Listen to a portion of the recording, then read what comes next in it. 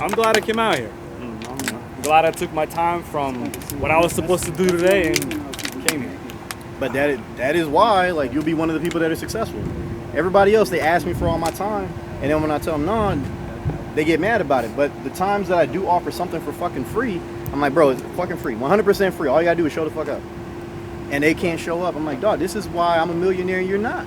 Because you're not disciplined.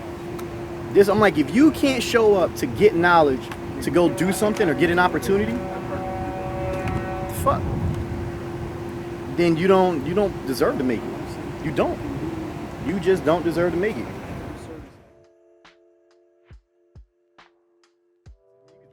Talking to you the whole time, man. I got questions for you. Yeah, he always got questions. But like I was saying, so Walmart isn't exactly ready for prime time due to the unappealable suspensions. Nobody talks about that. Nobody says anything.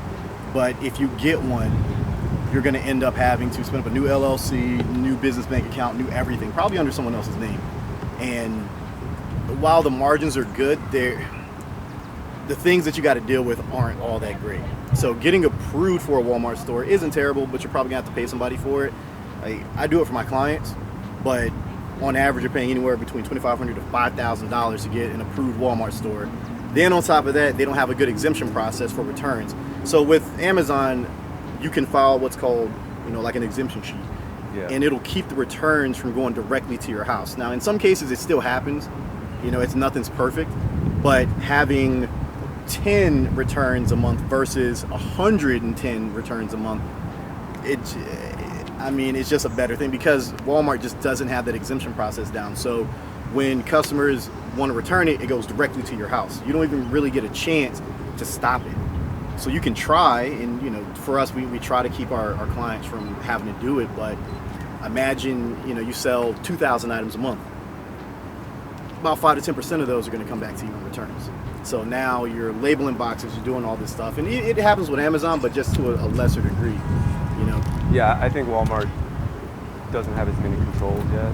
Not yet. It's not mature enough, but it will get there. It's going to get there. So my place or my sense is that I'll still do it. It just won't be scaled, or I'll just grow with it in time. For the most part, you got to be willing to accept those. Though, yeah, the risks and the things that have to deal with the LAD, I'm not an expert per se, but I've kept up on terminology. Yeah, like the loss in transit, loss after delivery, or whatnot. But what I know from you is, the Amazon side. You've been doing it for so long that we've been selling on Walmart. I don't talk about it because right now it's the shiny new object, and the more I talk about it, the more people are like, oh, I want it. I'm like, look, if you're willing to lose all your money, by all means, I'll do it for you.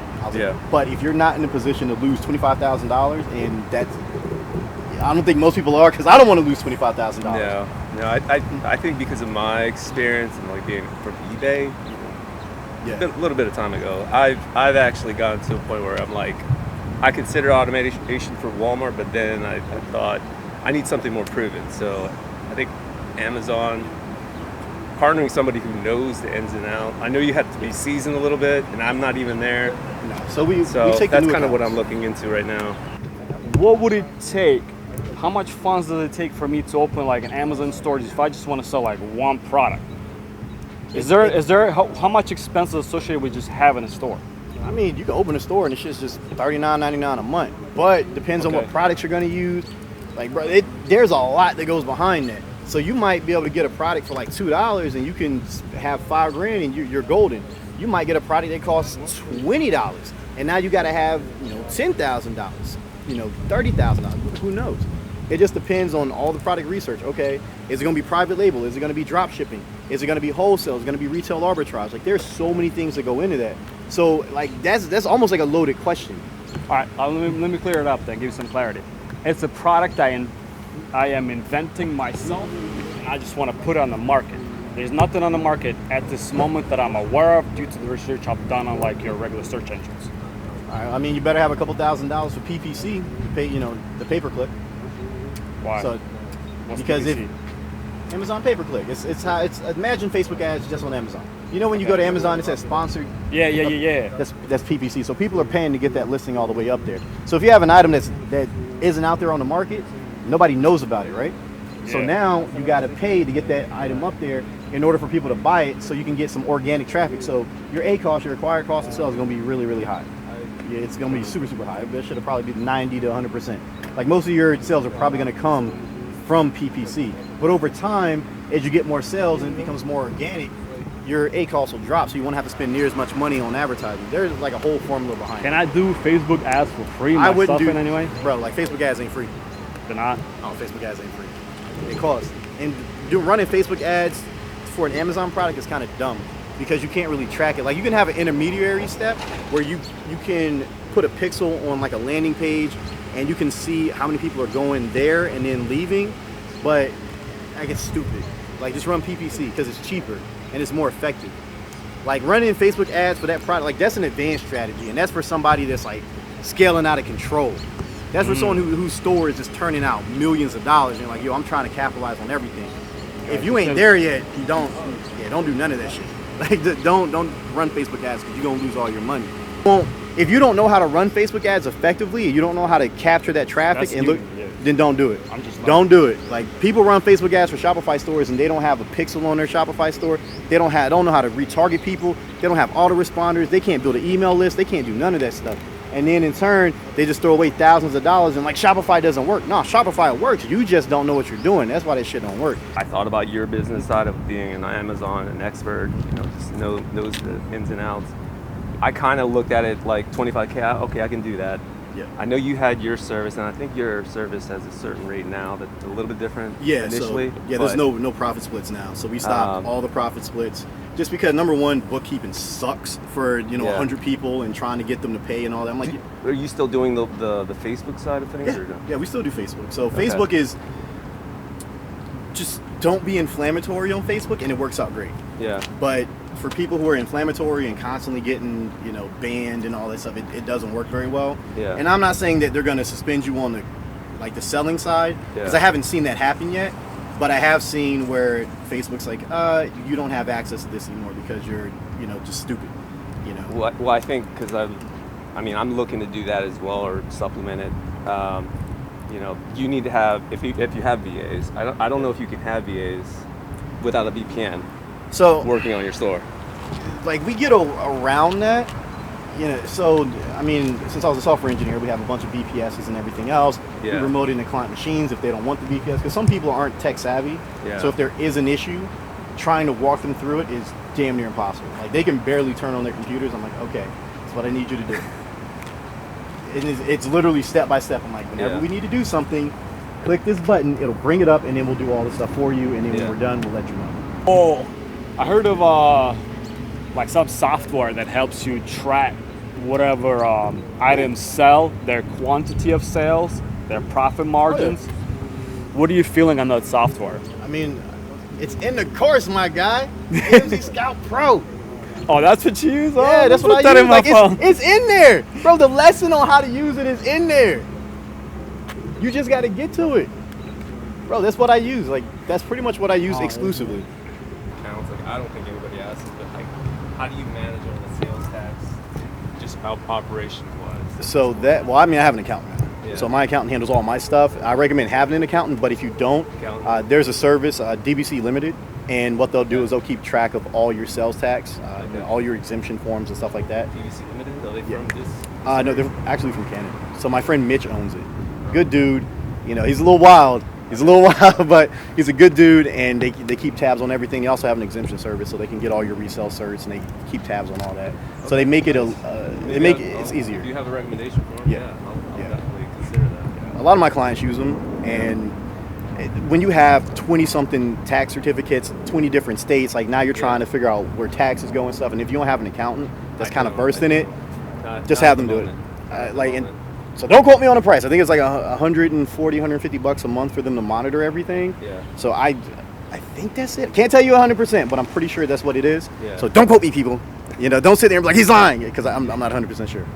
Is it possible for me to run an Amazon store just to get my money up, selling whatever products? You can, but you got to be willing to dump all your money in there, because guess what? As you're scaling, so let's say your store starts scaling and you run out of money, but you're still getting sales. Amazon holds that money for 2 weeks, and you have a reserve. So And that's So you 28, got to be I able to guess. float that cash so you can place those orders. If you're not doing FBA, that is. If you're doing FBA, then the inventory is already there, so you don't have to worry about it. It's already at Amazon, so you just wait for them to pay you out. But like it's a whole, like we would have to sit down for hours to go through all this stuff. I know, I'm doing the whole classes thing, and I'm like, man, this is mind blowing. Yeah, there's a lot that goes into Like it. I man. literally have to do some of them like 2-3 times because I'm like, okay, remember that we're talking about this in this class, and I'm trying to do it's a that. lot. I need that info. I got to go re-watch it. Bro, it's a lot. Just going back on Amazon, when you talk about Nexus with FBA clients, like how does that play into some degree? All right, so depending on where these things are shipping out. So when we're seasoning accounts, we typically don't order a ton. So you more than likely aren't going to hit Nexus during the seasoning process. And if you do, that's just it's because you're asking, for more and more inventory, which is really rare to have a client ask for it. But some people are like, yo, let's go wholesale all the way, baby, let's do it. And at that point, I'm like, look, if you're willing to spend $20,000-$30,000 up front for inventory, by all means, baby, let's do it. But so I would definitely consider with your company basically and what you're doing. I'm always here, man. I talk to my clients every day. We're all in group chats for their individual stores, and if they need me, they just tag me, and we talk, we check in. Some people call a little bit too much, so I had to get customer service. I'm like, dog, I can't have like 5-hour-long conversations every day with all of you guys. So you have like I'm guessing like some operation guy or some kind of account managers that kind of handle more the day to day. So we have a whole team of managers. So I have my right-hand guy, Julius, who's my project manager, and he kind of oversees like the day-to-day stuff. But then so the way that everything works out is everything filters up to him and then to me. Yeah. So we have managers for each team, and then within that team, we have managers who oversee particular stores. So we have a team of managers and then people under this. We have roughly 100 employees, to oversee all of that. Some of the services, like Nolan Johnson from NXJ Marketing. Yeah, that dude, he can't stand me. I talk so much shit. But it's true because he sucks. But yeah, so like those guys, they don't know what in the hell they're doing. I called him out on Facebook about it forever ago, and he's like, I don't sell on Amazon. I know what I'm doing. I do be seeing you call out a lot of people though. I've been noticing that. Yeah, what are they gonna do? What are they gonna say? They'll be like, I don't like you because you're a douche. Okay. I mean, if you're being upfront and just you're telling what it is, that's what really matters. They don't. Everyone else can suck, honestly, because it's like a whole bag of wieners. They don't like me just because I'm like, bro, like this is the you way it said is. that you don't know what you're doing. Like you literally said you don't know what you're doing, but yet you're taking $50,000 from people for a Walmart store. Like you're $50,000. You told me yourself, like you admitted. So people, go follow me on Facebook, shameless plug below. You can it's open. You guys can search Nolan Johnson on my Facebook page, and you will see the thread where me and him are having a conversation. And he literally said, I don't know how to sell on Amazon. If he doesn't know how to sell on Amazon, you really think he knows how to sell on Walmart? Hell no. He said his business partner does all of that stuff. I'm like, well, why are you marketing an opportunity if you don't know how that opportunity works? I don't know. Kind of sketchy. Yo, but y'all give him this $50,000, you go right ahead. I'm not discouraging you from giving him that $50K, but I'm gonna let you know. When you come to me and you ask me to fix all your stuff, I still charge $25,000. You're not getting a discount. Keep that in mind.